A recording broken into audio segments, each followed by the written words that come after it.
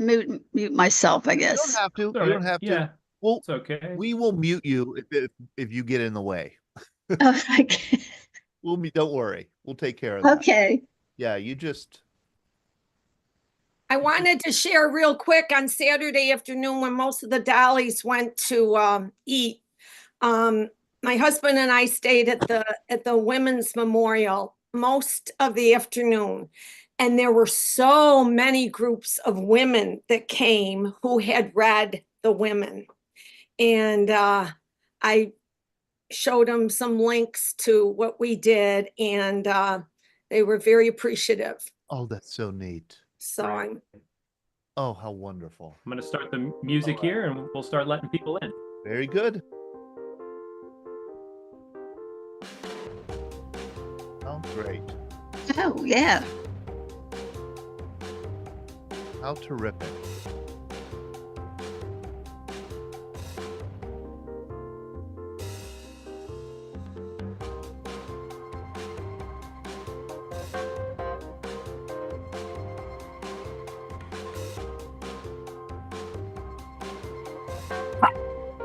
Hey, good evening, everybody. Good evening, everyone, and welcome to the Veterans Breakfast Club. Here we are, Monday, March 31st, and we're having a program tonight. I guess you could call it a can't miss program. It is kind of, I feel badly for, always kind of relying on our wonderful Red Cross Donut Dolly volunteers to come on our program and kind of lift our spirits and energize our conversation.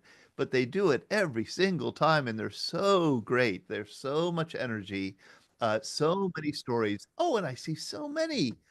Lori Pearl is joining us. Lori, I don't remember you ever coming on our Zoom program to join us. Okay, this is before we get into the program, we have a lot of donut dollies. And what do you call a lot of donuts? I guess a dozen donut. We have a dozen donut dollies easily. Maybe a gross. A gross of dollies on tonight, sharing their stories about their Vietnam experience. And the program, we really also wanted to get some other civilian women who served in Vietnam because there were quite a few. Ann Kelsey, unfortunately, a librarian, she has COVID and probably won't be able to make it. She was afraid that she would be coughing I through the do see program. Anne in the room. Oh, Ann is there. good. Oh, good. Yes. Oh, Ann, I'm so glad you're able to make it. Very good. Thank you, Ann.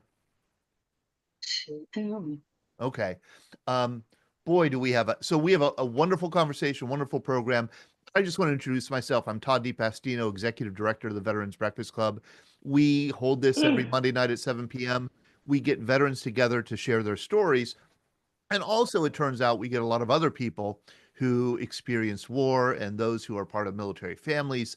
And tonight is that. We're going to be talking with people who aren't technically military veterans, but man, they were very close, served right with the military and for the military. And in the case of the women we have on tonight, served in war zones. This has been a very busy week. This is a busy week for the Veterans Breakfast Club. We had our big March 29th Vietnam Veterans Day recognition on Saturday. This morning I was in the Philadelphia area. We did a Veterans Breakfast Club breakfast in Philadelphia, and Bob Oles was there. I got to meet Bob Oles in person for the first time. Him and his wife, that was a blast. Drove back to Pittsburgh, got in about 45 minutes ago, and then Wednesday we have a breakfast in Beaver County, Pennsylvania. Friday we have a breakfast in New Jersey, Bordentown, New Jersey.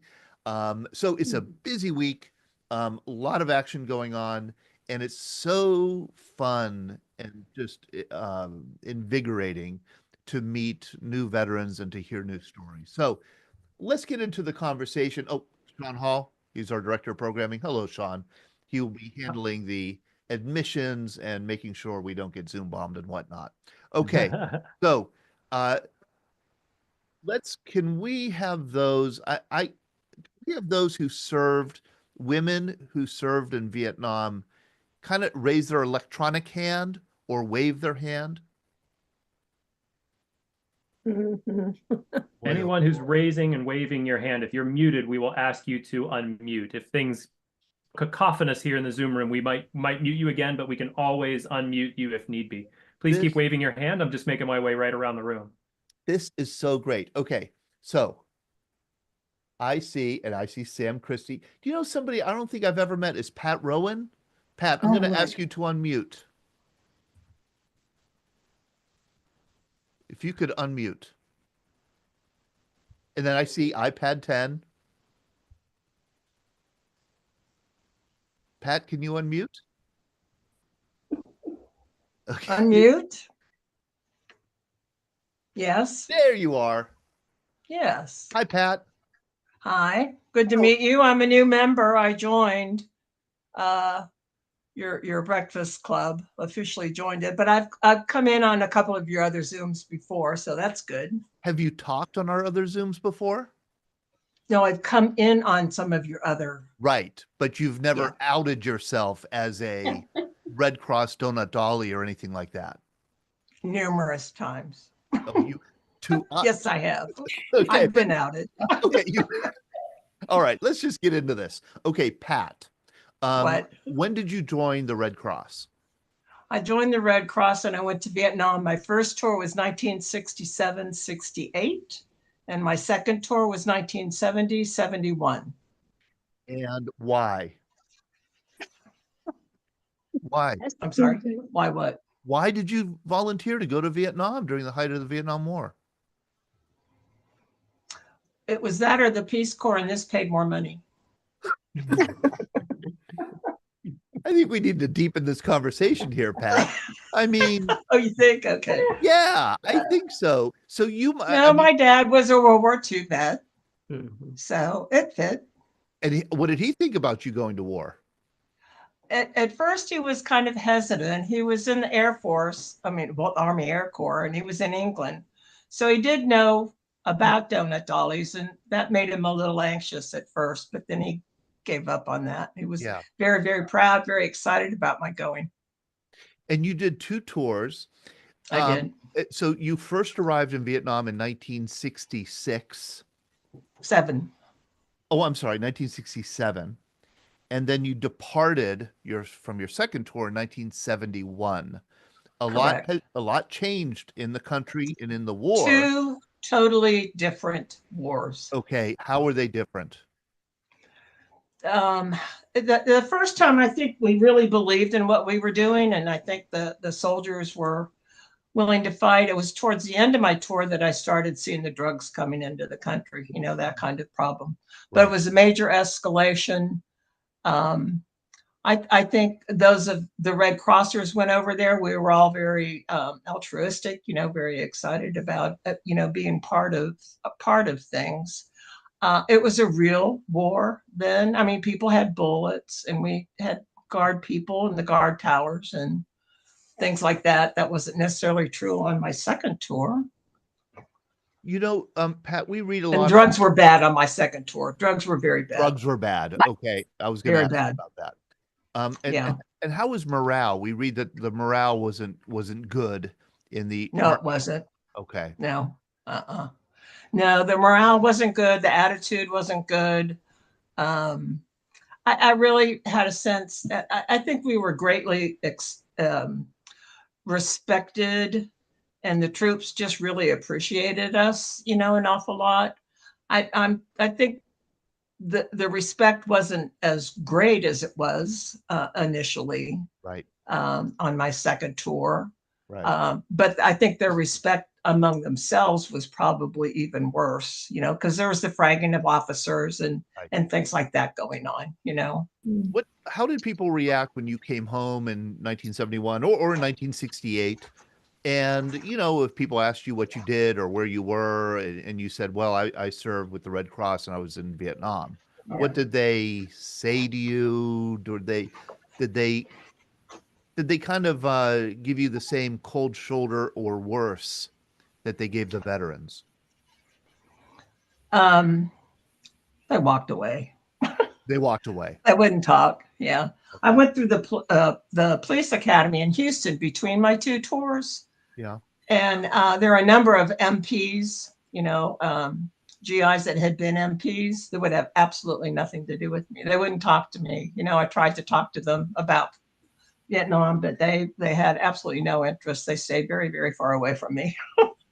Oh, And it was just, you know, I made it easy on my family because when I came home the first time, I went to Europe for 4 months. And so when I got back to the States, then all they had to do was ask me about Europe. They could totally forget about Vietnam, which they did. And then my second tour, when I came home, I went to Mexico to finish my 510 days out of country, you know, when you get your tax money back. Yeah. So I did my 510 days again and finished off in Mexico. And so once again, I made things easy. They could ask me about my trip to Mexico rather than talking about my trip to Vietnam.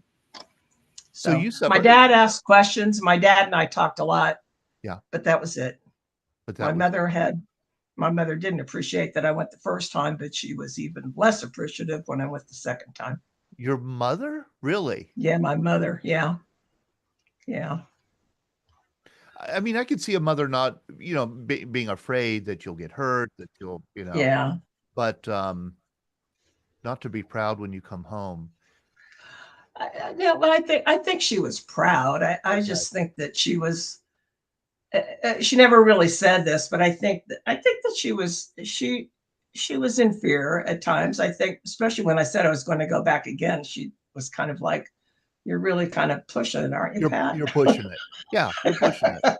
Oh yeah, You know, Yes. and she didn't appreciate that, you know. So, but if she had a hard time with my being gone, she never really told me that. Dorothy Kajala, this is the first time you're joining us here.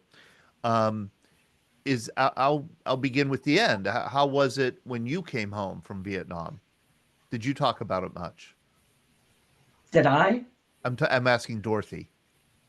Okay. Dorothy I thought Kajala? you switched. Yeah, okay. Now what? I'm sorry, I didn't hear you. Yeah, I'm going to ask you, what was it like when you came home from Vietnam? Actually, I had gone over to Turkey from Vietnam. When I had done time there, of course, we were limited to 1 year with the Red Cross. And that's when I switched over to the USO. And I had been home on vacation. I never noticed anything really negative. My sister at the time, she was working in California. She had friends who were real hippie concerned. We never had problems. Didn't get into deep arguments or anything about the anti-war and why I was there and all. I don't know. And too, it was a country I had always felt safe in. Don't ask me why, but I always did. But you did not feel like you were in danger when you were in Vietnam. I feel like what? You did not feel like you were in danger in Vietnam. No, I did not. I cannot explain that. I felt perfectly safe. How about you, Dibby? About Edith what? Clark. How about you? Did you feel safe in Vietnam? Yes. Until the last week in country, and we were coming down through on K Pass, and we came up on VC radar, and we had to go into auto rotate to get away. And since I only had a week left, it was like, okay, I'm scared. Yeah. And I had just been in Pleiku, and I had never heard incoming. And they said, "Don't worry about it. You'll know when it hits." You know. And I heard incoming, and there I was, mattress over my head, flat on the floor. Not that was going to save me, but hey, you know, that's what they told us to do, so I did. Edith, incoming and outcoming sound very, very different. It does. and they say the one that gets you is the one you don't hear coming. Right.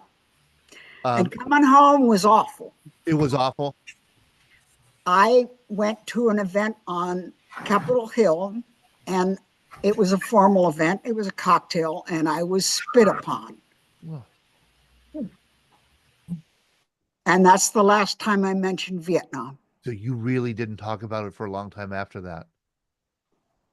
No. Oh, how sad. I didn't want to be spit on again. Yeah, I mean, it understand was that. like, okay, I just spent a year of my life doing something what I thought was really important. I come from a military family all the way back to the American Revolution, and they just negated the whole thing. Yeah. It just is, it's beyond, I think it's beyond most of anybody who wasn't around and of age during the Vietnam War. It's like I wasn't and Sean wasn't. It's very hard for us to understand how somebody who served overseas, on behalf of our country would be treated so cruelly. It's hard for us to get. But let me ask you, first of all, I called you Edith and you said, no, my name is Dibby. You go by Dibby. How did you get the nickname Dibby? I look like a chipmunk. Great big fat cheeks, And my grandfather loved chipmunks, so he called me Chips till the day he died. And that became Chippy when I was like 2 weeks old. And my father's generation, Chippy was a loose woman. And he said, no daughter of mine is going to be called Chippy. So the name sort of moved into Dibby very, very rapidly. Just anything that, And you've been Dibby your whole life. my whole life. Dibby, you clearly, and all the other donut dollies, it's really remarkable when I meet you, when you come on our programs. You're all so bright, articulate, vivacious, kind of funny, good-humored, and that's why everybody loves to hear you all talk. But those are the very qualities that you needed, right, to be accepted into the program, into the supplemental recreation activities program overseas, right? You needed to have that kind of personality, correct? Well, yes, but I'm a highly socialized introvert. So I needed downtime. So my whole diary shows a lot of depression because we never got downtime. You were on the move and performing all the time. Not performing, smile. I don't like the word perform. That's USO and things like that. We didn't perform. We provided recreation. That's a whole different thing. But get the mind of the men off the war for whatever amount of time we could be with them. With a program or chatting or playing pool or cards or just whatever. But as a highly socialized introvert, I do know that, like you, I do know that performing in a broad sense, and in other words, it takes being energy, being on, like a teacher has to perform when they teach in the classroom. That can really take it out of you, and you do need time to yourself to kind of recharge your battery so you could go out. And you were so busy, you didn't really get that time. Not often. Not often. There wasn't really downtime. No, and you have to smile all the time. That was the one thing that we went through in training, was that they told us you have to smile all the time when you're walking to the outdoor latrine, because there's all these men out there waiting for you to walk by. You smile all the time. That after all those months, that got a little old. The great plastic smile. Yeah, right. I don't think you can, Todd, I don't think you can say that we all had these bubbly personalities. We had all kinds of personalities, and we fit in with different groups and stuff. Different guys were attracted to, a calmer woman or girl, something like that. So we had all kinds of personalities. I don't know. You all seem pretty smart and vivacious to me. I'm sure you had different personalities, but there's some fundamental traits you needed to have to do your job, from what I understand. Let me ask, well, Sam Christie, how did you, oh, there, I'm sorry, I muted you again. There you go. How did you, Sam, why did you volunteer for the Red Cross? I muted you again. There you go. Okay, it's going to sound really stupid. I was going to school in Wisconsin. It's very cold in Wisconsin. I wanted to go someplace warm. You got there. That, I mean, all kidding aside, that was one of the motivating factors. I had no clue about the war, no idea. And so I was looking for a nice warm country to go to, and Vietnam filled the bill. And do you remember your arrival, the heat, the humidity of your arrival? Oh yeah. That when the door opened on the plane, it's just like woof, and it hit you. And when did you realize that there was really a war going on and there was some danger involved in this? Probably the first morning when I opened the door and I saw people guards sitting outside the door with guns. Yeah. And I thought, oh my God, what did I get into? Yeah. Did you ever think that you wouldn't be, so many of my questions, I want everybody to understand, so many of my questions come from my own imagining what I would feel in such a situation. So I'm projecting a lot of my own issues, I guess you could say, onto you guys. But I imagine kind of landing, seeing the guns, seeing this exotic country, knowing that there's a war going on, and wondering if I had the stuff to actually go through with this, if I had the stuff to do my job over the course of a year, or would I make it? Did you ever have that kind of? No. That didn't cross our, we were going to make it one way or the other. I mean, we committed to going, and it was a good experience. I mean, I learned more there than I ever did in school. I was curious about Asia. Where else could I have gone to learn about Asia? I mean, total immersion. And so I didn't question it. I just did it. And the fortitude, I think, that we all had just to do it kind of runs through the mix of the gals. Yes. And that you're right. That's another trait that I think you have. You all have some kind of adventurous spirit. You're willing to put yourselves out there in the world into new circumstances and have a faith that you could make it through. Let me get Betty Burris. Thank you very much for joining us. You were American Red Cross, but you were not in the supplemental recreational activities, overseas activities program. You were a social worker for the Red Cross? Correct. And you said in an email to me that the reason you joined the Red Cross to begin with was because you didn't think it was fair that women weren't drafted. That's correct. I was very, very naive. I didn't know. I mean, I went in during a time when the people against Vietnam were at their strongest. I went in 1970. And we definitely knew that there were people back in the States who did not think that we belonged there. And I didn't have a military family background, but I did go to a Bible college, and we supported our leaders. And so our leaders had said we should go there. So I thought we ought to be there. And I should be just as much in danger as the guys were for going. So that's why I joined. And we were very definitely told that if you weren't willing to go to Vietnam, then don't join this group because you are required to go. You were required to go for the job as a social worker. Called. Yeah, if you were called. And very few of us were called, apparently. A few of you, and before you went to Vietnam, you had served in military hospitals? That's correct.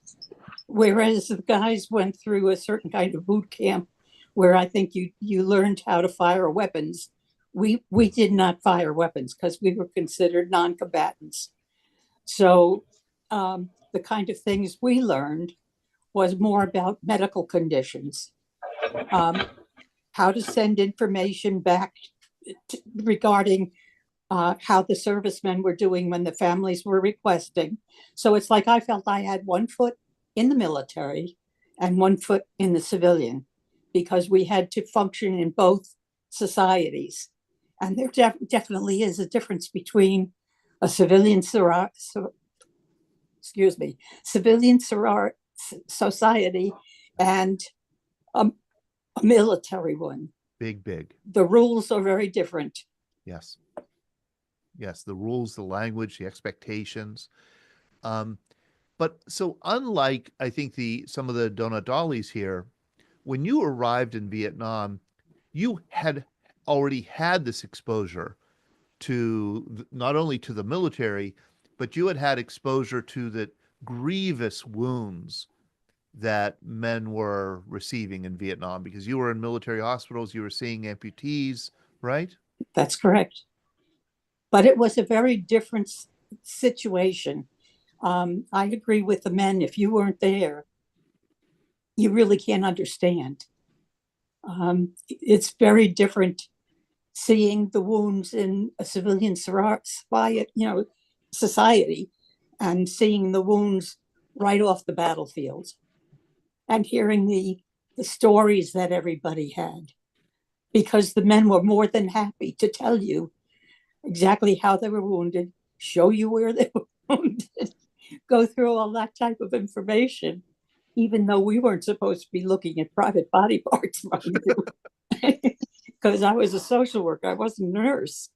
And you were a social worker. So what was your job? What were you trying to do with these men? Well, I had graduated from a Bible college with the dual degree, one in Bible and one in social work. And this was the beginning of the Bachelor of Social Work programs. And we were taught by ACSW social workers the information. It was like a 2-year program, which is how long the master's degree program is for social work. The kind of things we did were probably a little different than what social workers were doing in those days. The social workers they thought of as dealing with poor people. Yes. Well, this wasn't poor people. I mean, some of you guys were, because, hey, if you were a lower ranked person, you were poor in the military.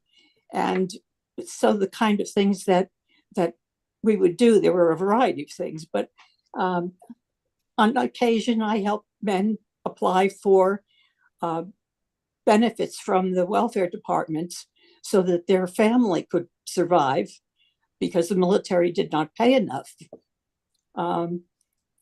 Red Cross specifically was big into communications.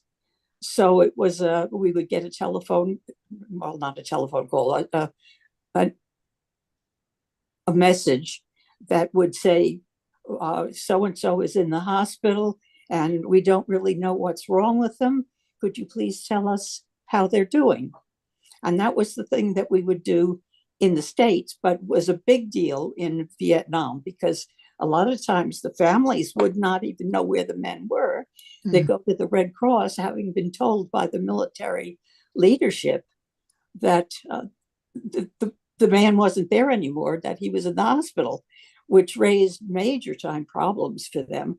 Family, that is, not knowing what's going on. And so we would get a message and ask us to contact the man and see if we could get the information. We didn't do anything unless requested by the man. If he didn't give us permission, we would encourage him to write, but we would not send information back. And the kind of thing that we would do is we would say, they're writing to you or sending you a letter and we'll explain it all. So communication was the main thing that Red Cross thought that we were doing. Having gone through the bachelor's degree program and learning all kinds of counseling things, we also did counseling and talking to them, the men there, as to how they were feeling and what they were going through. And one of the types of things is that what I thought I could actually give in Vietnam was that a year before I actually went to Vietnam, I was on the amputee services. And this was in Valley Forge Army Hospital. This was an old hospital that had floors that went up and down because blind people couldn't see, and they'd be able to know where they were based on how the floor moved. But the amputee service was a big thing at Valley Forge, and they had you could go skiing, you could jump out of airplanes, you could get feet that would let you run. So the thing that I thought was the most valuable that I did in Vietnam was helping these men who had lost body parts to understand that their life was not totally over, that they would go back and they would learn how to walk if they were an amputee based on having a prosthesis. And I think that this was advantageous for them to know, because a lot of these guys, and I don't know whether we have any hospitalized veterans and people who were hospitalized or not, because I think we have a very large female audience here. But like the kinds of things that they could do was amazing. I lost my chain of thought, sorry. Well, Betty, that counseling was so critical. There was one man I just saw on Saturday, Ted Debiak. Many of you know him. Yeah. He lost his left arm in Vietnam. And he said after he lost his arm and for weeks or months afterwards, as he was recovering, he thought, like, I'm just going to be like a homeless guy on the street selling pencils. Yeah. And he couldn't conceive of a life, of a full and rich, productive life, which he ended up having with one arm. And so, unfortunately, the men in Vietnam that were injured that way, losing a body part of some sort, a lot of them just thought their life was over and they wanted to die. Oh. And if you want to die, you die. You can talk yourself into it. Yes. There was one man that I spent a whole night with, and he was the hardest man that I had to deal with the problem. Generally, we did not go on to the intensive care units. The thought was that things were too bad there and that the men couldn't really talk that much. I found out how much you can actually talk because I talked to him a lot that night. And it was surprising to me. And some of the ladies have said that they had a smile all the time. That was pushed into us as well. You're supposed to smile. You're a female. You're the one who will show the men the kind of reaction they'll get from the women back home when they go there. So you need to smile. And we would smile. And when I went in, he was in what they call a striker frame, which is like a round frame suspended from either a piece of metal that would hold it up in the air or that would come down from the ceiling. And he was suspended in this round metal contraption by both his head and by his torso, because he was a quadruple paraplegic. He had lost all four limbs. And they called me to come and talk with him because he wanted to die. Now, I didn't want him to die. So I stayed with him a longer time than I was able to spend with anybody else because I was there at nighttime. And when I saw that, it did shock me. My training had not prepared me for that. I had seen lots of things, but nothing like that. And so I went over to the nurse's station so that he wouldn't see that I was shocked, and read the notes that were there just to get my bearings back again so I could smile again. And I went in and I stayed with him and told him all about the people in Valley Forge. The next day, I mean, a lot of the men will say the same thing. Your guys were sent off when they were injured. You didn't know whether they lived or died. You didn't know what kind of conditions they were in. And those of us who worked in hospitals were similar circumstances, because I was at the closest military hospital to the DMZ. Now, that was a situation where we would get all these people in, and the military did not want to leave men in Vietnam to die. So they would send them out. So we would not know either. The next morning when I went to see this gentleman, he was no longer there. I didn't ask why, because I knew that he could have died overnight. So these were difficult jobs that we did in, and I don't think for the most part that anybody knows we even did them. It's like I talked with one gentleman who was in Vietnam and had been in the hospital, and he said, "No, I don't think I ever met a Red Cross worker." Well, Red Cross workers, one of the things as social workers that we did is we would take these boxes with this blue sign stuff on the top of them, and it would include toothbrushes and toothpaste and a comb and writing paper and a pen. And we would give those things out as a way to actually stop the first time and talk to a gentleman. It was a situation where he had not, he thought, met one of us. But in talking to him and knowing that we would, if they couldn't write, we would write the note for them. They would dictate to us what they wanted to say. Now, we would help them a little bit with what they wanted to say. We would help them with what they wanted to say and write it down. And in talking to him, I found out his wife had gotten such a letter written by Red Cross. So what I have decided is that when we were there, you either thought we were nurses or you thought, no, this was a dream. It didn't happen. It's the only thing I can think of. And if you were there, maybe you can tell me if I have any degree of a big correctness there in thinking that. And when you see a lot of the books that are written, they say hospital staff and pictures of hospital staff. And if you look at them closely, you'll see the uniform is the blue and white pinstripe of a Red Cross uniform. And they have the Red Cross insignia on their uniform. They were Red Cross people that they were seeing when they were there. Betty, you must have come home a different person. Oh, yeah. I was much smarter. I was not so naive anymore. Because I had lived a very sheltered life up to that point. How did it change the course of your life, do you think? Well, I hate to admit this because we were the ones that were supposed to be counseling the men. So it wasn't supposed to affect us. And in the States, it really did not affect me all that much. But from the time in Vietnam, it did affect me.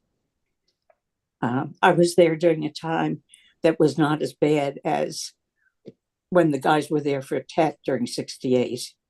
But the North Vietnamese attempted the same type of situation again, and it was called the Easter Offensive. And they did the same thing, trying to go down the Ho Chi Minh Trail and like do pincher looks in at the different, like at the top, the middle, and the bottom. And that was a time when there was a lot of fighting going on in Hue. You asked one of the other girls whether they were afraid. And the things that went on during that time made you afraid. The first thing is that I was assigned to go to the motor pool and was asked to learn how to drive a deuce and a half. Oh my God. Now you can't see me, fellas or girls, but I was 5'1.5". I couldn't be an airline stewardess because I was too short. And I had to get help to get up in that thing. Your feet didn't reach the pedals. Well, they did. It was in there. But it was like, oh my God, what am I being told I have to do? And why do I have to do this? Because that was not something Red Cross ever told me that was necessary. So I have a driver's license for a deuce and a half in Vietnam. And the reason why they said I had to learn was because I was in an evacuation hospital. If in fact we were told we had to bug out, they told me I was going to be driving troops out. Fascinating. Oh my God. What stories. And I am inviting, I know people are putting comments and questions here in the chat. Please do continue to do so. I want to invite everybody also, if they want to ask any question of the 20-some civilian women who served in Vietnam, who are with us tonight. And I know we also have some Red Cross volunteers who served elsewhere around the world. If you have any questions for any of them, I want to say something first. All right, you go ahead. I want to say thank you to the special service person, because I learned, or I started to try, I never actually succeeded at jewelry making because of the services that you have provided in different locations. And I want to thank the Red Cross donut dollies, because I had an experience at Christmas time of being able to go out and make believe I was a donut dolly. I dished out the chow, and also gave out ditty bags. I think the guys probably know about ditty bags, because we would see them. They had given these bags that were small and made out of the same style clothing that we wore. And a lot of the guys who got them, after emptying them out, would give them to the girlfriends, and we would see them all over the place. So I did that too. There were good times and there were bad. And I think that's important for everybody to remember, that everything was not bad. Right, right. And Kelsey, you were special services, Army Special Services. Yeah.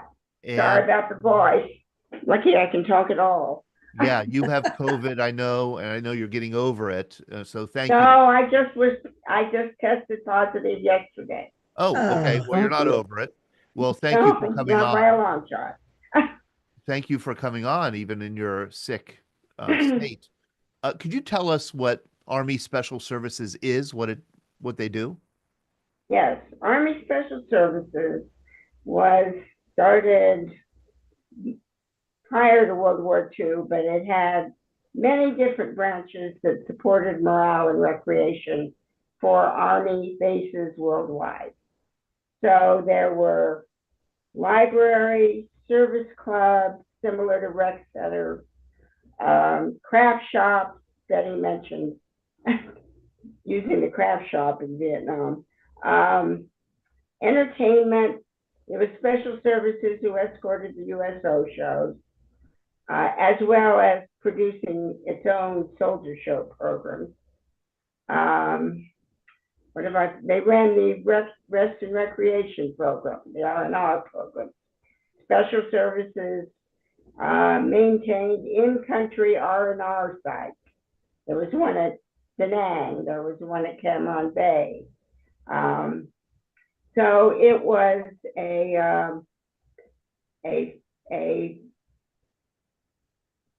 very broad recreation program. They had a huge program in Germany. They had programs in Korea, Vietnam, Japan, all over the United States. Wherever there was an Army base, there was special services. And you were one of those social service workers for the Army? No, I was a librarian. And there's at least one more librarian on tonight, Pam Yates. Raise your hand, Pam.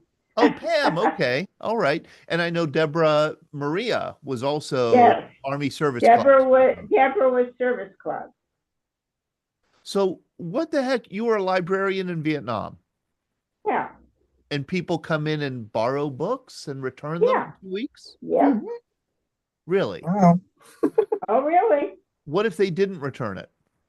They got an overdue notice. What's the worst you could do to them? Send them to Vietnam? Not sign their orders to go home. What kind of books were popular among the GIs? A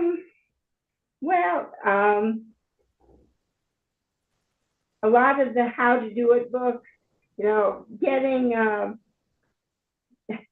buying electronics was a big deal. If you were in a base camp, you know, tape recorders, big speakers, that kind of thing. The support troops in the base camps had big setups. They either got them through the PS or the Pacific Exchange catalog. So they would come in the library to check out a book to learn how to work the camera. You asked what was the worst thing they could do to you? But at least in my libraries in Cam Ranh, which was You had to sign out, didn't you? The people had to sign out to be able to go home? Yes. Wouldn't let them go home till they returned their books. No. Actually, we let them slide. Oh, okay. So I see Carla is on, Carla Fisher. You said, so Carla, you were a WAC, Carla Fisher? And I know that's not a civilian. That's not quite under the purview of this program, but I don't believe I've met you yet. Carla Fisher, if you could raise your hand. Maybe you're off now. I see you, Carla. There I am. Oh, hey, Carla, we don't see you. You were an Army WAC? Yes, I finished my tour in Vietnam. I had my gypsy phase to stay out of the country to get the tax back. And then I went into the Army. So hold it. What did you do first before the gypsy phase? I was a donut dolly in Vietnam. Oh, you were a donut dolly before the Army? Yes. Holy mackerel. That's what put me on the path. Whoa. So you said here in the chat, what got me that you said, I came home eager to tell everyone about the grand adventure I had had, and no one except two very close friends wanted to talk about it. Yeah. Yeah. Carla is very early on. Carla, this is Shay. Are you there, Carla? Yeah, I hear you. Yeah, this is Shay Hillier. I was the administrator in Saigon, but then I had a tour in 66, 67, 68, 69. And I remember your name. When did you serve? 68, 69. Yeah. So it was the second tour. How are you doing? Okay. Good. What do you remember about me from that long ago? Oh, here we go. I wish or do I want to know? No, I do know you were a great worker. So Carla, what was it about the Army that attracted you to join? Well, you know, I'd spent a year with all these hundreds of men protecting me from evil and harm. And I had travel and adventure. And, you know, I thought, well, I'll try the Army for a couple of years. And after a couple of years, they said, well, how would you like to go to England for a couple of years? And I said, that sounds great. And then they came up with another job offer. So about the 14th or 16th year, I said, maybe I ought to make a career out of this, you know? And it was at that point they said, okay, you've had your fun. Now we're going to tell you where to go. In the nicest possible way. Right, I'm sure. I'm sure. And what did you end up doing in the Army? I was a signal officer. I commanded at company and battalion level. And my other favorite job was being DAIG, a DAIG, not the DAIG. Is that a deputy inspector general? It's an inspector general. Okay. But it's not the 3-star that runs all the. Right. Right. Oh, how interesting. We have a question here. Has any of these ladies, this is from Al Smith, been diagnosed with PTSD? Is there anybody who cares to answer that question? Betty, Betty and Renee. Let's go to Renee. Renee and Dibby. Renee. Todd? Yep. I wasn't diagnosed with PTSD until 2012, when they first came out with the that it was a syndrome in the early 80s. I was working in social services, and we had people from the VA come and talk about it, and there were things that made me think that sounded like me. But it couldn't have been me. I mean, really, I had fun over there. Right. So Right. couldn't have been me. Things went on a few years, and all of a sudden in 2012, some things just started going very awry.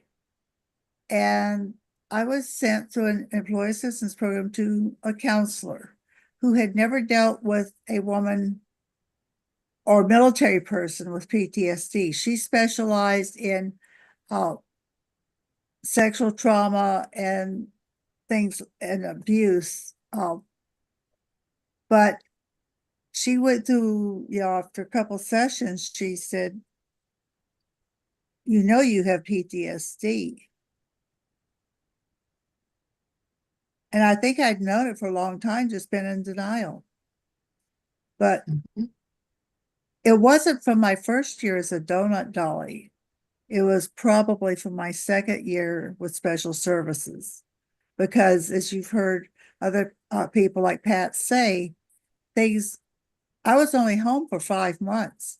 But the difference from the time I left in April of 70 until I returned in September, among the morale, the drug use, everything else, was incredibly different. And then the whole next year, that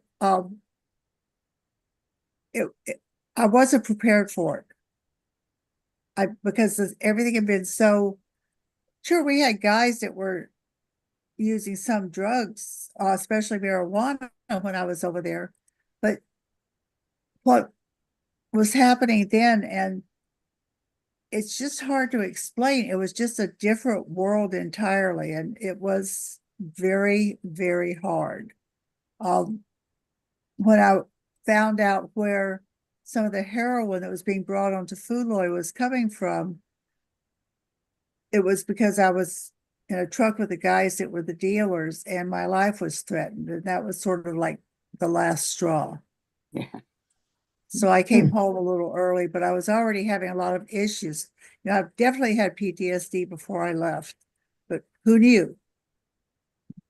I want to, I hesitate to do this, but I'm going to call him out anyhow. We have a famous expert on PTSD, perhaps the world's leading expert on post-traumatic stress syndrome, and many of you know the name. The name was mentioned to me the other day, and that's Dr. Ed Tick.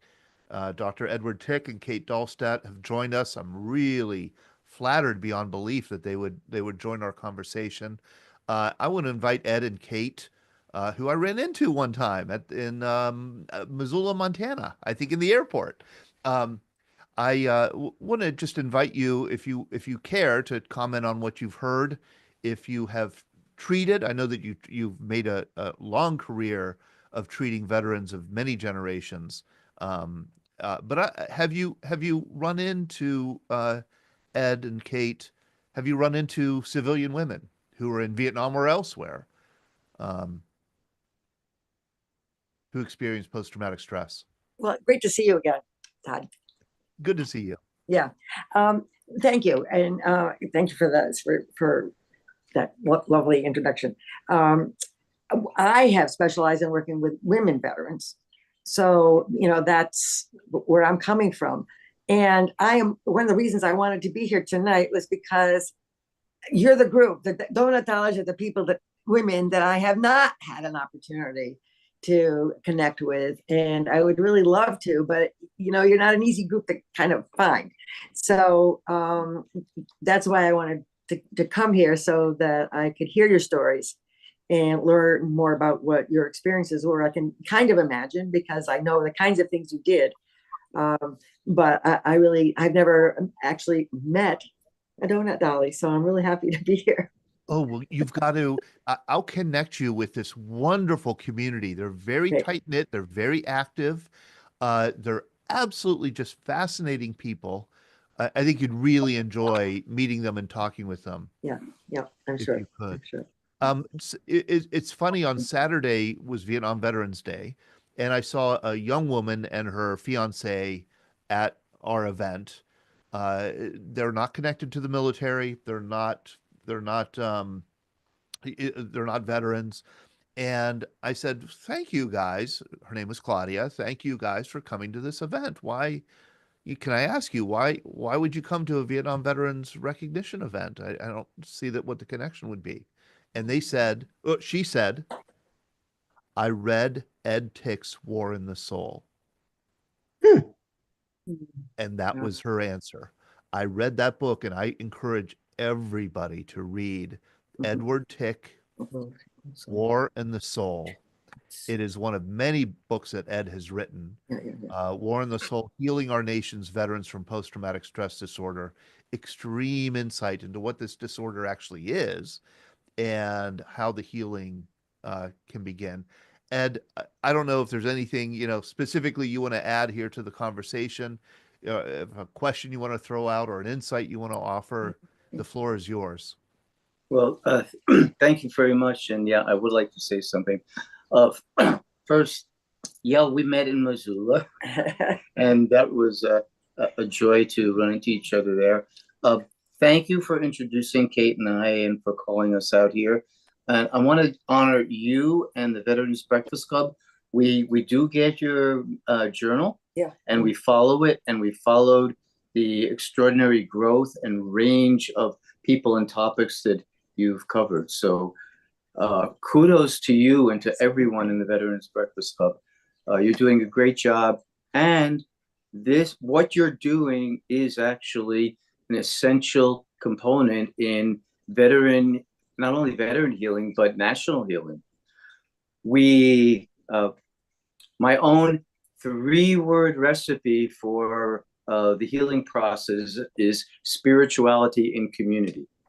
Talking together, bridging the veteran-civilian chasm and being at one, realizing it's all of our stories. We each played a role in one national and international story, and owning it together, witnessing each other's struggles and each other's joys makes it one story and one people. So some of what you're doing here is essential for veteran and national healing, and also international healing. We do, as you know, we lead healing and reconciliation journeys to Vietnam. So we do this in Vietnam with our Vietnamese counterparts.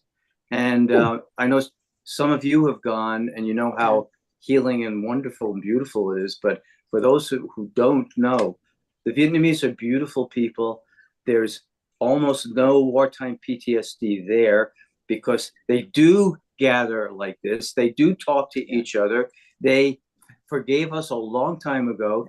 They have Buddhism and Confucianism as their spiritual foundations. I could go on and on for why. So they welcome us and they help us heal, and we help them rebuild. And so there are new, more extraordinary directions we can all take together in the shared mission of war healing. Yes. So bless you for what you're doing, and we're honored to be with you and support you and continue the mission together. And the journeys are not just for veterans, but family members or interested people. I'm not that we're doing them, we're trying to sell them, but I'm just saying that I think it would be fantastic if some donut dollies were to go to Vietnam. You would be amazed at how welcome you would be. Yes. And I also have to say, one of the wonderful things about your work and your writing has been how you do make it very clear that it's incumbent upon all of us as citizens, as, human beings, as community members, to be a part of these conversations, to be a part of the healing and the connecting with veterans. And your work really validated, I think, the work that I was doing and not quite knowing what I was doing. I'm a historian, so I come to this material from that angle. But when I read War and the Soul, that's when I really began to realize, wow, there's more going on with the Veterans Breakfast Club beneath the surface than I acknowledged or understood. And so you really propelled, for me, I'm very grateful to you for encouraging me in this work. Well, thank you, and you're welcome. But you're also demonstrating for all of us the necessity for the humanities out in the public sphere. You're an historian. You're not just teaching history. You're here practicing living history and helping everybody heal and reconcile from the history that we all lived. So that's extraordinary. And taking a step out of the usual boundaries of our disciplines into the shared collective responsibility we have brings us all together in amazing ways. It does in amazing ways. So I do want to invite people to ask Ed and Kate any questions that they would like in addition to our other guests here. I want to go to Lori Pearl. Lori, how are you? I'm good, Todd. Did you enjoy yourself on Saturday? I did. It was a very, very nice event. It was the third, I mean, of three, I guess. So that was the final one, and I've been able to get to all of them and have just enjoyed each one. Well, I want you to talk about how you got involved with the Donut Dollies. Oh, and Lori. I got to know Lori because she came to Vietnam on our trip in 2020. Right. In 2020. Right before the pandemic. Right before the pandemic. We had a wonderful time. I want you to talk a little bit about how you got involved in the American Red Cross. And while you're doing that, I'm going to look up a photo of you to share with everybody. Okay. Well, it was a very, very unexpected event for me. As I recall those days, and I'm reflecting on this as I'm listening to some of the other people talking. I graduated from college in 1970, and throughout my high school and college years, Vietnam loomed very, very large in all of our lives because we heard about it and we saw it on TV, on the news every single night. And I had no thoughts about it. It was very disturbing to me. It was very, it was very hard for me to understand, but I never ever had any inclination to go there because I didn't really see any way that I could. And what happened with me was it was my senior year in college, and I happened to see a notice on the bulletin board in the in the entryway to my dormitory, a notice from our college placement office that the Red Cross was looking for young women, college graduates who were interested in going to Vietnam in this SRAO program, the Donut Dollies. Well, it was just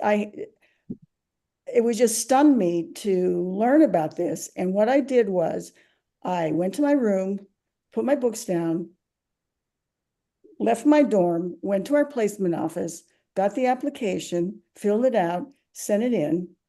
And from that day, I was just sure that I was going to go. And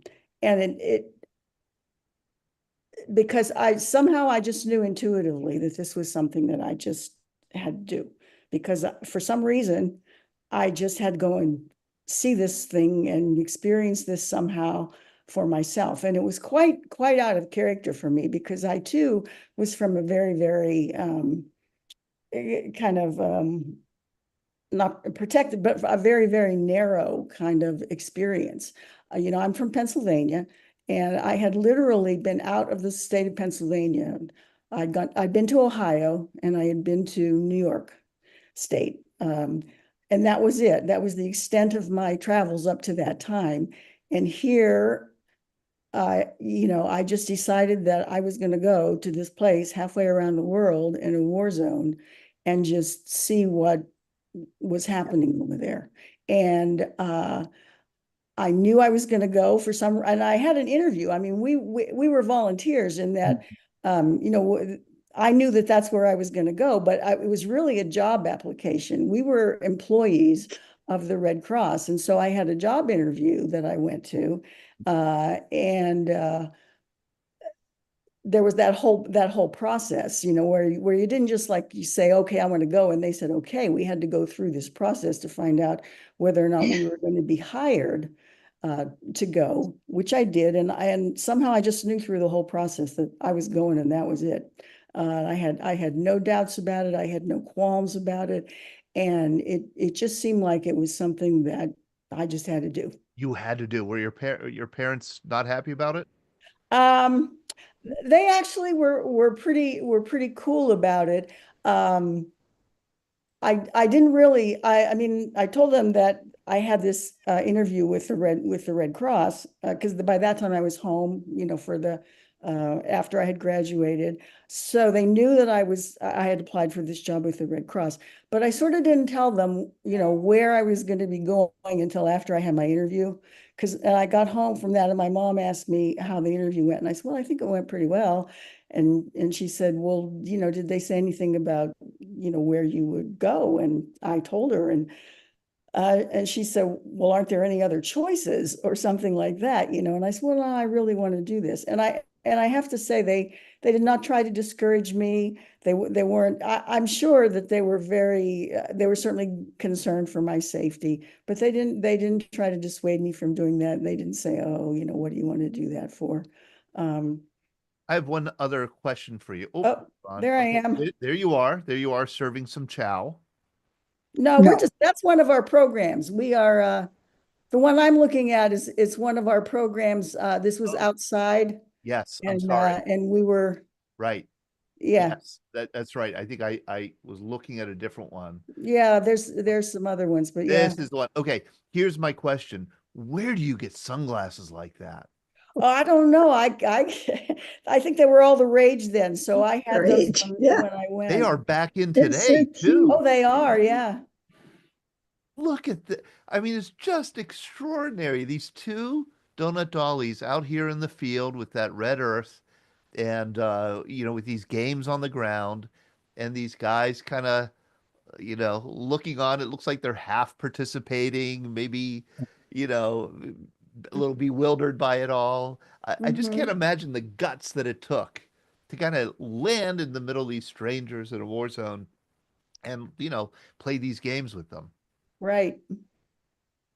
Amazing. It's you know, one of the experiences that I had sometime was it was quite a few years really after I came back, and I had a coworker, and we were engaged in this kind of, you know, just one of these workplace shoot the breeze kind of conversations about what was your first job out of college. And so when it came my turn to share what my first job out of college was, I told them about being a donut dolly. And one of my coworkers just thought I was making the whole thing up. Yeah. You know, yeah. Never, you know, oh, there I am. Yeah. There's another one. Yeah. Uh-huh. Oh my gosh. How great. And these guys look pretty grungy. I mean, yeah, they do. Yeah. They do. They very often did, because we really, depending on what unit we were assigned to, at times they really took us into places that were, you know, pretty far forward. And I mean, when we would go wherever they were willing to take us, we would just go. And so this was one of those places. And look at how you're dressed. I mean, you're wearing these Keds and you've got the floppy hat and the floppy hat and the blue dress, which, you know, those dresses, when we were in Red Cross for our training in Washington, D.C., that's when we got our uniforms issued. And then and we all went, they had a tailor that we went to get them tailored so that, you know, they would fit. And those dresses were supposed to be knee length. They were supposed to come down to the middle, you know, to at least the middle of your knee. And when we left Washington, D.C., we were all wearing these knee length, you know, blue dresses. And after we got to our units, what most of us did was we took them to the local Vietnamese tailors that were right there on the bases and had them shortened, because this was the age of the miniskirt, you understand. Now I look at those dresses now and I think, boy, those skirts were pretty short. That's what we all did back then, get those dresses shortened. Lori, you have to write a memoir. Uh, You have to. All of you have to. I mean, this is, and I know that you've done interviews, many of you have, and I know there's another film, Libby Hegvik will be coming out with another, with a documentary about donut dollies that I hear is wonderful. And I know that there's a book, a collection of your stories. We need to hear more because it's such an extraordinary experience for a young woman to go through, especially back then. I think it's just, it's it'll never quite happen that way again. Ron Gianta, how are you? Okay, Todd, how are you doing today? Good. In listening to, if I would, I was listening to Ed Tick's comments about talking to veterans with PTSD. And Ed, I used to work for the Veterans Benefit Administration. I mean, I spent 32 years in the military myself between the Air National Guard and the United States Air Force. And excuse me. And anyways, working for the Veterans Benefit Administration, I went into public contact and interviewing veterans and doing outreach events. When COVID hit, everybody was shut off, but I had a special program going with the Butler Veterans Hospital where veterans would come to the hospital and sit in a room and they'd wear a mask going in and they'd be in this room and I would log in to a computer from my home here where I had an office and I would help them in doing their claims, okay? And I would interview them. And then I had a direct link to a printer in their room, and I would hit print and print up all their documents. And the hospital would fax them, okay, to the intake center. But I can't tell you the number of veterans I had that had PTSD. And the time that I spent working in the Pentagon with the different services, and the time I spent in the military, I could identify and fill in the blanks for the words that they were trying to use when they were trying to tell their story. And some veterans would break down in tears. Some couldn't complete a sentence. I would have to give them time and stop. But then when we were completely done with our interview, they would it was like somebody took a 50-pound sack of potatoes off their back and they felt really good. And even once and I would follow that claim to make sure things went okay. And when they got that letter saying that claim was approved, and they also got help from the doctors at the VA hospital too, simultaneously, they would come back about maybe 4 or 5 months later to make an appointment to meet with me through the computer and tell me thank you, how much the VA had really helped them a lot. And they were really glad that they filed their claim through me. And I'll never forget this one gal, and she was in the rehab unit. She had issues, and she was in the alcohol rehab unit. And when I first met her, she was like really dressed kind of shabby, t-shirts and hair and everything. And then I did her claim and everything for her. And about 3 months later, she came back and I didn't recognize her. She had her hair, she had a haircut. She had her hair all done, her nails, makeup. I mean, and she was like, she got approved and she was going to be getting a place to live. And I mean, her whole life had turned around because she got approved from the VA. She had income coming in and she was going to get like one of these like apartments and get back, and her life was going to be back on track.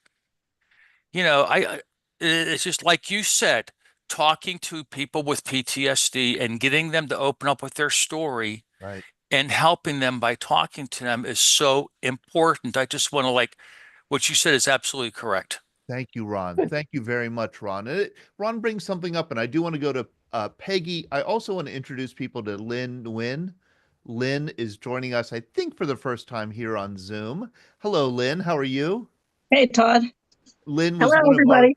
was one of our featured speakers on our Vietnam Veterans Day program at the Heinz History Center here in Pittsburgh on Saturday. Lynn arrived in the United States.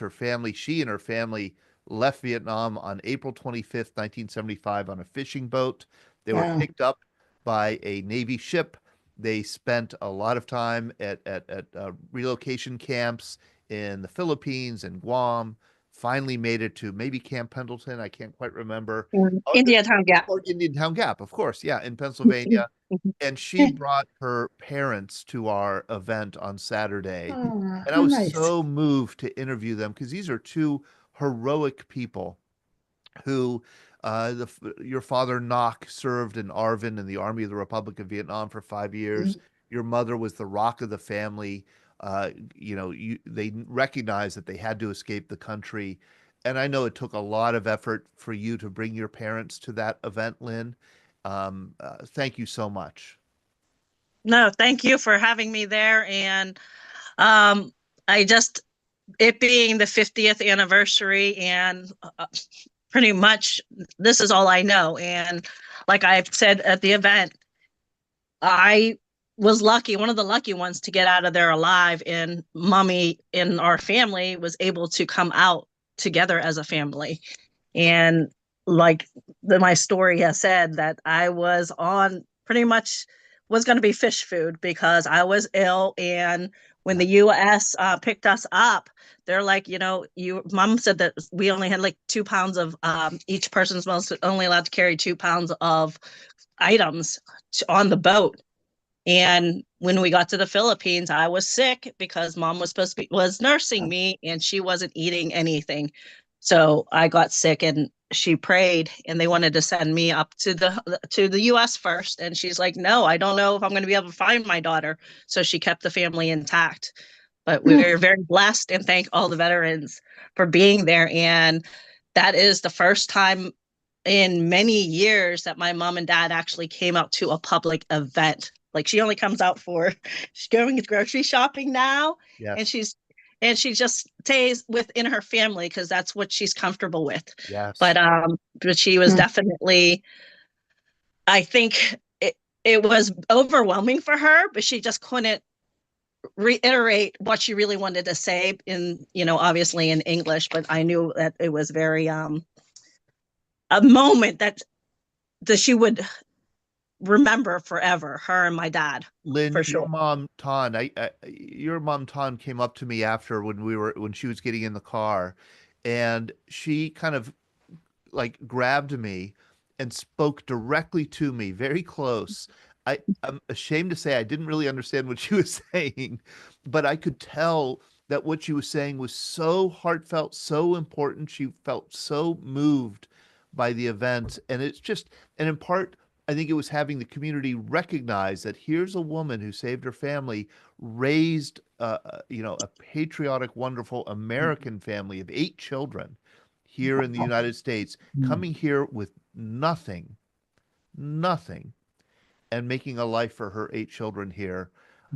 She and your dad are heroes to me, and I look forward to meeting them and hearing more of their story in person, translated through you, Lynn. Absolutely. And what she was saying is thank you. By the way, I got the tail end of it, and she said, all the work that you've done with the veterans and the healing process for every veteran that you've touched. And like any hero says, if they could change one life, and you've touched many, I'm sure, with your platform for 17 years.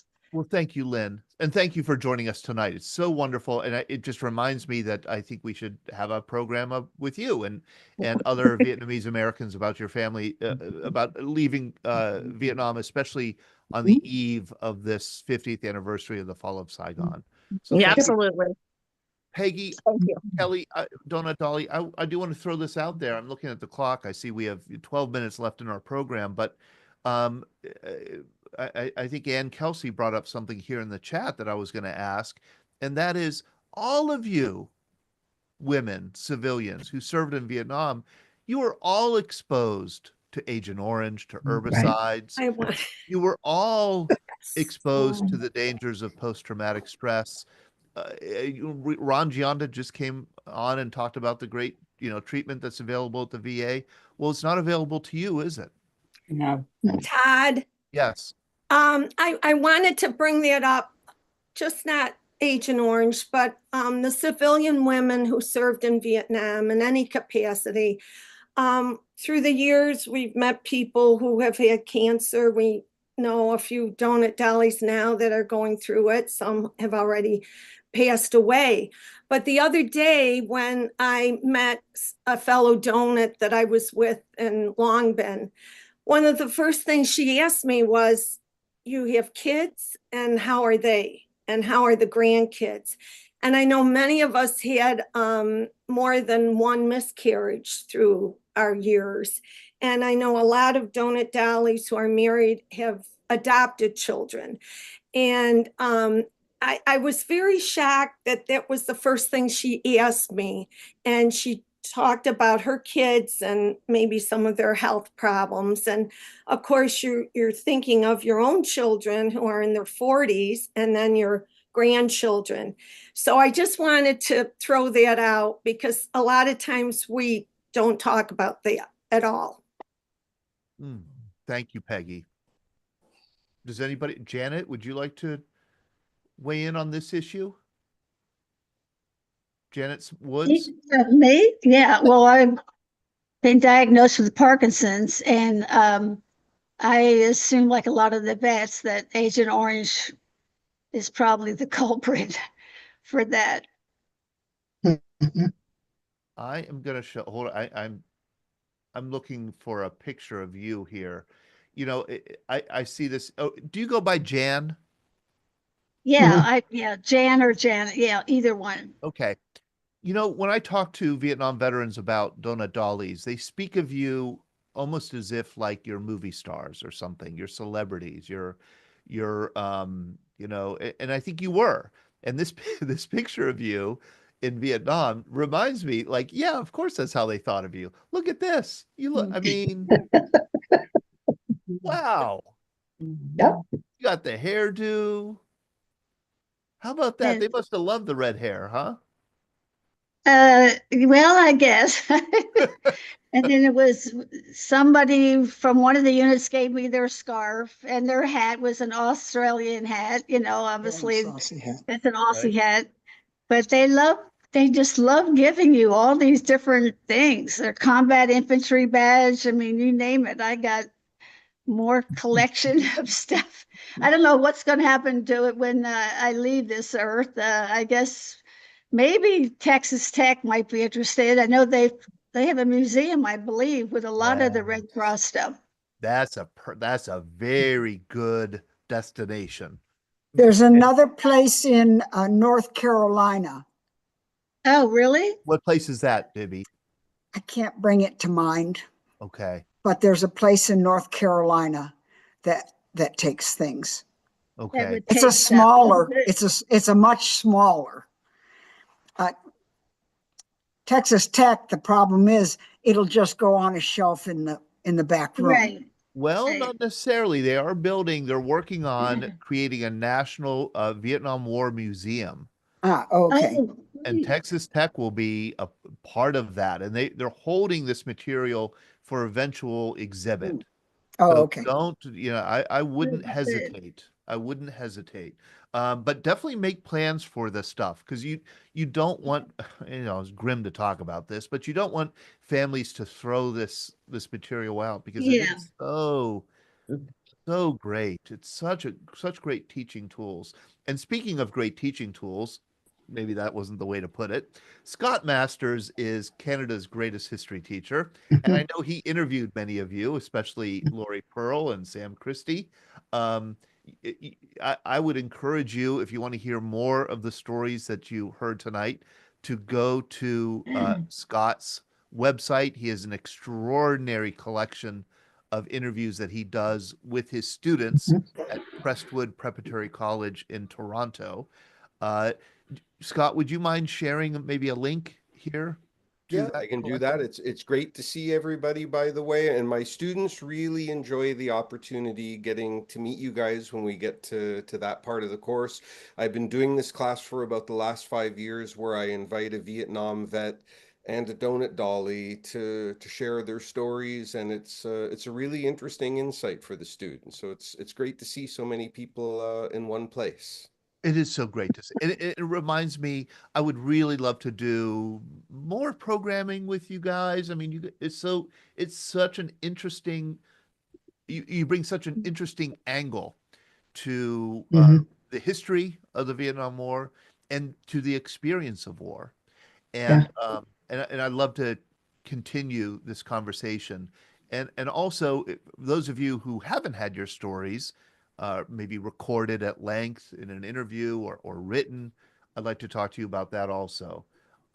Sam Christie, you are absolutely right. The MAPS Museum, the Military Aviation Preservation Society Museum in North Canton, Ohio, would be a wonderful destination for any materials that you would have related to your service. Deb Bussinger, who I think is on this Zoom, she is the director of that museum. She is a wonderful, hardworking, committed historian and archivist. They display the materials. If Deb wants to unmute and kind of give her pitch, I think that would be a terrific destination. Sean. Yes, Barb actually asked to have the mic for a second. Barb Smith, you should be unmuted. Yes, thank you. So it was a wonderful event Saturday. So many veterans are so appreciative. Thank you, Todd. Thank you, Veterans Breakfast Club, Sean.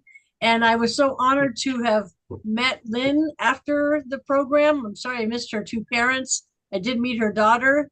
And since then, we were talking back and forth on texting and sending photos back and forth. I was interviewing her, even chatting with her on the phone today. And I'm so glad she came on today on the Zoom conference here. And when she was sharing photos with me of her family and herself as a little baby, 1-year-old, naked on a little blanket on her belly, she said, well, in Indiantown Gap, I remember my mother had a photo of the bishop and us, but I can't find it. So as she's chatting, I'm Googling right now, or I was Googling at that time, Bishop, Indian Gap, 1975 Vietnamese refugees. And there's a wonderful website that shows 41 photos, black and white photos of children, refugees coming down, disembarking on the American Airlines staircase, the bishop. But and I was so excited, maybe one of those photos would have her family. And she looked through them and she did not see any that resembled her family. But then she realized that there's a museum there at Indiantown Gap. Yes, so we are going to meet someday together and tour the place together. So thank you again. And just another link from the Veterans Breakfast Club for us to meet other people and become friends with so many wonderful people. So thank you so much, Todd. Thank you, Lynn. Rick Ayer's put in the chat here, Barb. Great vocals, Barb, on Saturday. Thanks. Barb, you sang the national anthem to kick off the program. It was so wonderful. Thank you. My honor. Thank you, veterans. My honor. Welcome home. My big regret tonight is I see all these people, all these names. I see Doris, who didn't talk, Pam Hayes, who didn't get to share her story, Carol, Heim Fair, hello, Jean Hagan, Barbara. I know that you all have Janice Bell, Marianne Reynolds. I know that you all have stories, Mary Robeck, that you all have stories to tell, Judith. And I think it's confirmed that we need to do this again. And maybe I need to be a little bit more organized in how we do it. I mean, I love the informal chat, but let's figure out another way to continue the conversation. Justin Miller, how are you? I'm fine. I sort of waited to weigh in today because of two things. One, to all of you ladies, especially those who were dropping lightning in 68, 69, if you were there. But to all of you in 1995 a group of about 25 donut dollies came to Parkville, just outside of Kansas City, for a parade. And they came to entice 1,500 Vietnam helicopter pilots to at least come in the parade. Every single one showed up. How So great. we just thank you a lot. How great. Does anybody else have any last words they want to say to our esteemed guests tonight? Brad Washabaugh. They didn't have any donut dollies in Desert Storm, did they, Brad? Oh, they didn't. Todd, on this last day of March, I just want to pay tribute to Women's History Month and all the women tonight that serve so gallantly and unselfishly. They're a part of women's history, and I salute them all and thank them very much. That's right. And that is why we tried to get this scheduled in March. But, you know, I'm also a believer as a historian that kind of like every month is Women's History Month, every month is Black History Month, that you know, integrating this history, you know, into our collective story and understanding of our past is so important. And my concern, and I'm not against it or anything, but my concern is that when we really just kind of like only do women's history in March, then the other 11 months, you know, we fail to pick up the story and carry it on. So let's make sure we don't do that, and that we cover this ground more thoroughly in the future. I see Bob Von Bargen. I am going to be seeing you in person in New Jersey, Bordentown, New Jersey, for our breakfast there on Friday. Bob, I look forward to seeing you. I look forward to seeing some of you on Wednesday in Beaver County. We have on Thursday night, we'll have our regular program, Greatest Generation Live. We'll be talking about the Battle of Okinawa, 80th anniversary of the Battle of Okinawa. And then what do we have next week, Sean? Next Monday. Next Monday is the return of Major General Matz. Major General part Matz, of his story. That's right. That's right. Part two. All right. So thank you all for joining us this evening. What a wonderful conversation. And for those of you who don't get our magazine or don't get our emails, just email me and let me know, and I'll make sure that you get copies and that you're kept up to date on our schedule. Todd, TODD, at veteransbreakfastclub.org. All right. Good night, everybody. Thank you for joining us. Thanks a lot, Todd. Take care. Bye, girl.